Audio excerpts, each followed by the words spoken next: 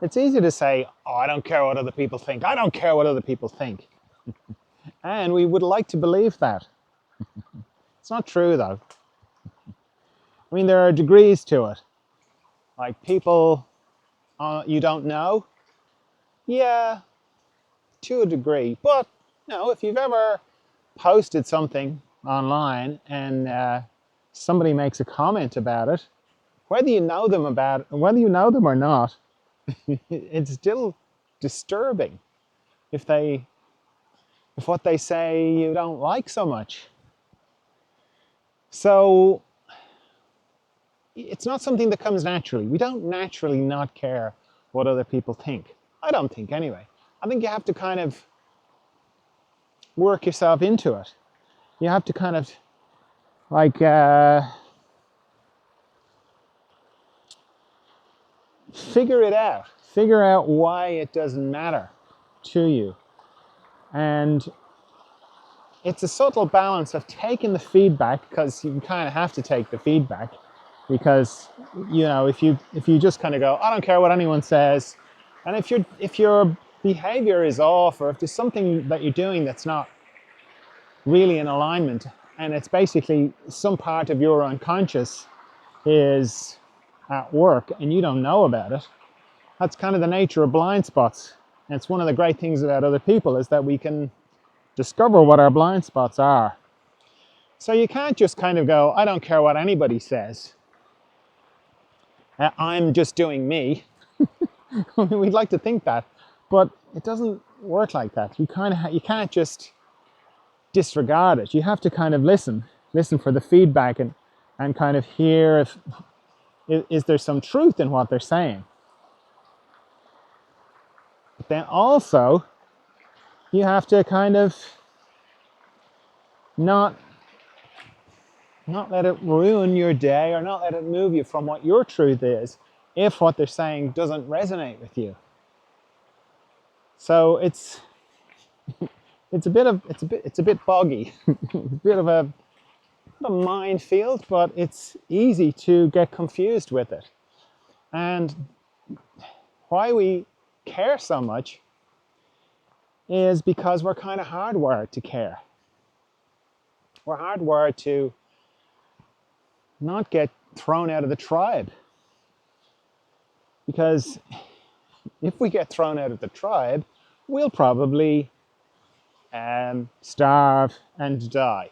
I know we don't live in tribes anymore, but our nervous system doesn't know that. Our nervous system thinks we're still in a tribe. So to not acknowledge that, to not take that into account, it's sort of setting yourself up to have your nervous system bite you because you thought you were bigger than it, and you're not.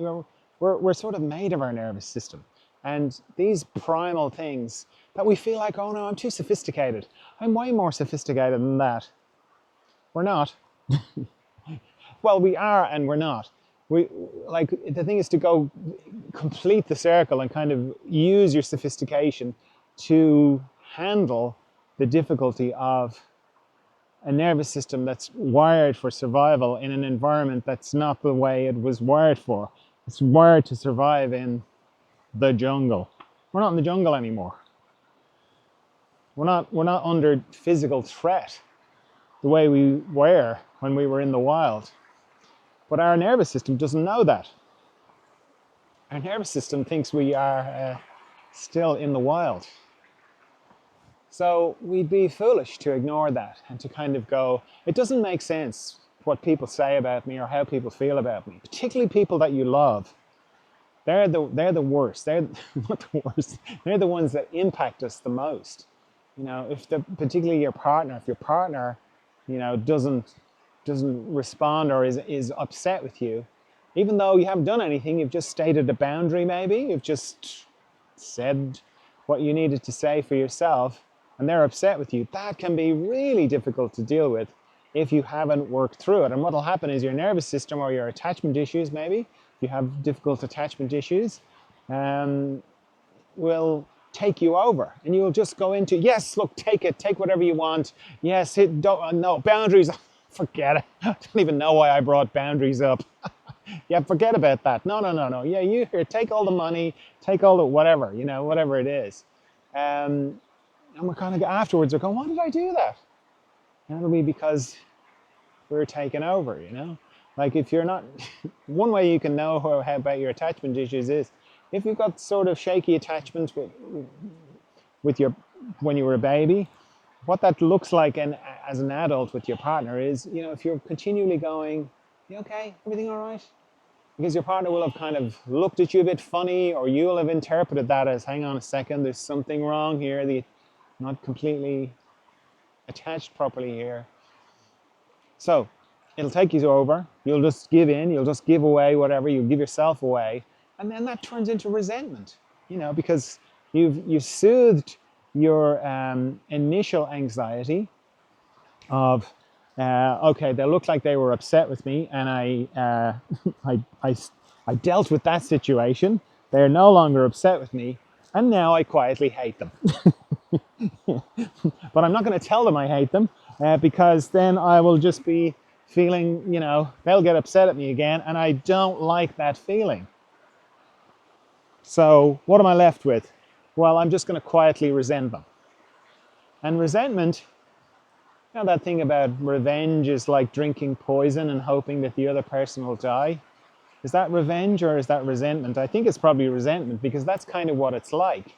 I don't think it's either of those. But anyway, it's the same idea. It's like, I'm going to quietly resent the person and feel like that does something to them. It doesn't. They're oblivious. And they're oblivious because you haven't been able to tell them. That's not okay with me. Because they get upset, and as soon as they get upset, you're like, no, stop. Stop being upset. I can't handle you being upset at me. So it's no small thing, particularly in relationships. I mean, that could be, as I say, your love partner, but it also could be your parent, your colleague, your boss. Anybody that triggers your attachment issues will bring it up for you in the same way. So yeah, knowing about it is very helpful. That you can begin to figure out ways to soothe yourself and turn down the alarm system on your nervous system when it gets triggered like that.